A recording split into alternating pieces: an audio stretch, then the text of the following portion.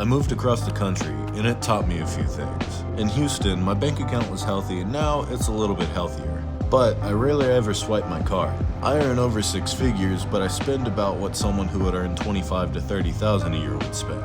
And yet, I get to go to these insanely cool places. That's because when I was making $20,000 a year, I dumped everything that I had into education, and that led me here. You might not have a lot. The average income in the US is $30K. Take everything you have and invest in yourself, because if you don't, you're really just investing in faceless corporations.